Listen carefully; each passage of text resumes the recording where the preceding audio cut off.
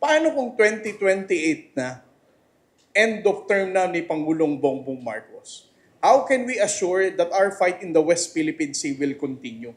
Ito ang dahilan kung bakit we need to reach out, to increase awareness more. Para siguraduhin natin ang Pangulo ng 2028 is not somebody who's going to set aside our fight in the West Philippine Sea at sasabihin uling walang kinalaman sa sikmura ng Pilipino ito at magkakagera at mga ngakong magje-jet ski. No? We have to make sure na ang mananalong presidente by 2028 is somebody who's going to pick up what President Bongbong Marcos has started.